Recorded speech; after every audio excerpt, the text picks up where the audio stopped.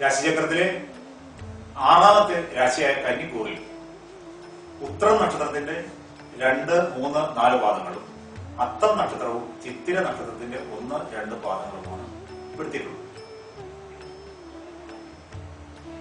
ഈ കൂറിൽ ജനിച്ച ആളുകളുടെ 11-ൽ കൂടി വ്യാഴം സഞ്ചരിക്കുന്നു. രാഹു ജന്മത്തിലും ശനി 3-ലുമാണ് ഇപ്പോൾ സഞ്ചരിക്കുന്നത്. താരതമ്യേന ഗുണദോഷങ്ങളുടെ ചിത്രമെടുത്താൽ ഗുണഫലം അല്പം ഏറിയിരിക്കുന്ന രാശിയാണ് പൊതുവിൽ അനുകൂലമായ സാഹചര്യമായി. രോഗാവസ്ഥ ചികിത്സ തേടുന്നവർക്ക് അതിന് അനുകൂലമായ ഫലം ലഭിച്ചുകൊണ്ടിരിക്കും. ധനലാഭം, അപ്രതീക്ഷിതമായ ചില മേഖലകളിൽ നിന്ന് ധനലാഭം നമുക്ക് പ്രതീക്ഷിക്കും. സുഹൃത്തുക്കൾ മുഖേന ഗുണവും അതുവഴി തന്നെ ഏതെങ്കിലും തരത്തിലുള്ള തൊഴിൽ മേഖലകളിലോ ബിസിനസ് രംഗങ്ങളിലോ നേട്ടവും പ്രതീക്ഷിക്കും. സന്താനങ്ങൾ പൊതുവെ സുഖകരമായ ഒരു ആഴ്ചയായിരിക്കും. കളത്രത്തിനും അതേപോലെ തന്നെ സുഖകരമായ ഒരാഴ്ചയായിരിക്കും. കേസുകൾ ഏതെങ്കിലും കോടതികളിൽ വ്യവഹാരങ്ങളൊക്കെ നടക്കുന്നുണ്ടെങ്കിൽ അവയ്ക്ക് അനുകൂലമായ തീരുമാനം ഉണ്ടാകാൻ ഈ ആഴ്ച ഇവർക്ക് സാധ്യത വന്നിരിക്കും. ഈ കൂറുകാർ അവരുടെ ജന്മത്തിൽ സർപ്പം സഞ്ചരിച്ചുകൊണ്ടിരിക്കുന്ന രാശിയാണ്.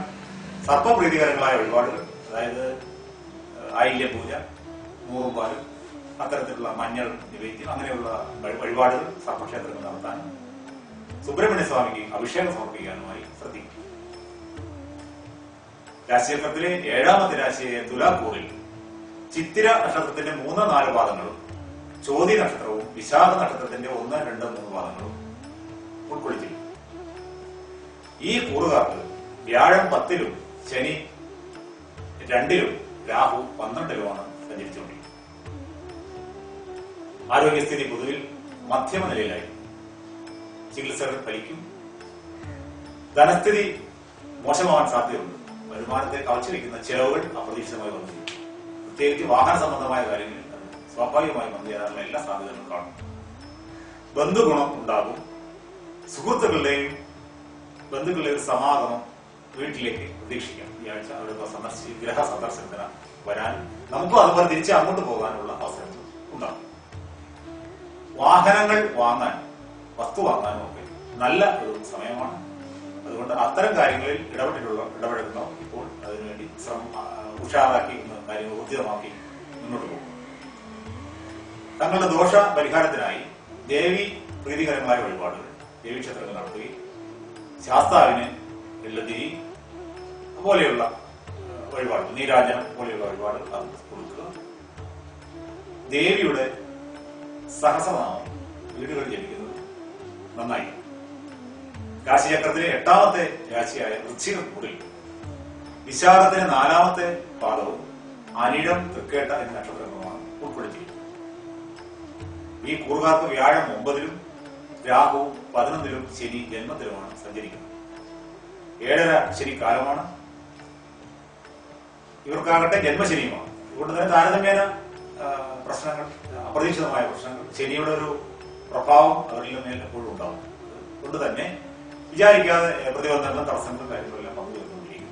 ധനസ്ഥിതി ഒരു മധ്യമമായ ഒരു അവസ്ഥയിലാണ് പോവുക. വരവും ചെലവും ഏറെക്കുറെ ഒരു സമരസപ്പെട്ട് പോയിക്കൊണ്ടിരിക്കും. വാഹന അപകടം വളരെ സൂക്ഷിക്കണം. കളത്ര സുഖം താരതമ്യം കിട്ടാൻ 7ാം രാശി ശുഭനാണ്. അതുകൊണ്ട് തന്നെ അവിടെ സാധ്യത കാണുന്നുണ്ട്. ചില ഭാഗ്യാനുഭവം പെട്ടെന്ന് നമ്മൾ വിചാരിക്കാതെ പെട്ടെന്ന് ഭാഗ്യാനുഭവം ഉണ്ടാകാൻ സാധ്യതയുണ്ട്. ഈ കൂറുകാർ താന്താങ്ങളുടെ ദോഷങ്ങൾക്ക് പരിഹാരമായി സുബ്രഹ്മണ്യ സ്വാമിക്ക് അഭിഷേകവും ദേവീക്ഷേത്രങ്ങളിൽ ശത്രു സംഹാര പുഷ്പാഞ്ജലിയും സമർപ്പിക്കും. രാശിചക്രത്തിലെ 9ാമത്തെ രാശിയായ ധനുക്കൂറിൽ മൂലം, പൂരാടം, ഉത്രാടം നക്ഷത്രത്തിന്റെ ആദ്യ ഭാഗം, ഇത്രയും ഭാഗങ്ങളാണ് ഉൾക്കൊള്ളിച്ചിരിക്കുന്നത്.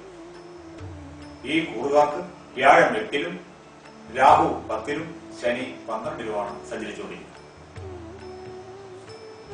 ദേഹാസ്വാസ്ഥ്യം, ശരീരത്തിന് അലച്ചിൽ,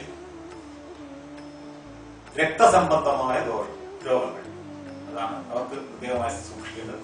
ഡയബറ്റീസ് പോലെയുള്ള രോഗങ്ങളുള്ളവർ ശ്രദ്ധിക്കുക. പുതിയ ധനാഗമന മാർഗങ്ങൾ വന്നു ചേരും. സൗഹൃദം മൂലം ചില പുതിയ ബന്ധങ്ങൾ ഉണ്ടാവുകയും തദ്വാര ധനത്തിന്റെ വരവ് അല്പം മെച്ചപ്പെടാൻ സാധ്യത കാണും. കുടുംബസുഖവും താരതമ്യേന പ്രതീക്ഷിക്കാം. രാഷ്ട്രീയക്കാർ, അഭിഭാഷകർ, അതേപോലെയുള്ള ആളുകൾക്ക് പൊതുവിൽ നല്ല സമയമാണ്. സ്നേഹിതന്മാർക്ക് അത്ര നല്ല സമയമായിരിക്കില്ല. മക്കൾക്കും പൊതുവിൽ നല്ല സമയമാണ് ഈ വരുന്ന ഒരാഴ്ച. ഈ കൂറുകാർ മഹാവിഷ്ണുവിന് പാൽപായസവും ഗണപതിക്ക് തേങ്ങ ഉടക്കിയ വഴിപാടുകൾ നടത്തി താന്താങ്ങളുടെ ദോഷങ്ങൾക്ക് പരിഹാരം കാണാനായിട്ട് ശ്രദ്ധിക്കുക. രാശിചക്രത്തിലെ 10ാമത്തെ രാശിയായ മകരക്കൂറിൽ ഉത്രാട നക്ഷത്രത്തിന്റെ 2, 3, 4 പാദങ്ങളും തിരുവോണവും അവിട്ടത്തിന്റെ 1, 2 പാദങ്ങളുമാണ് ഉൾപ്പെടുത്തിയിരിക്കുന്നത്. ഈ കൂറുകാർക്ക് വ്യാഴം 7ലും രാഹു 9ലും ശനി 11ലും സഞ്ചരിച്ചുകൊണ്ടിരിക്കും. ആരോഗ്യസ്ഥിതി ഒരു മധ്യമമായ സ്ഥിതി തുടർന്നുകൊണ്ടിരിക്കുന്നു. തൊഴിൽ സംബന്ധമായ അലച്ചിൽ അവരെ കാത്തിരിക്കുന്നുണ്ട്. തൊഴിൽ മേഖല അത്ര ഒരു പുഷ്ടിയുള്ളതായിട്ട് ഇരിക്കില്ല.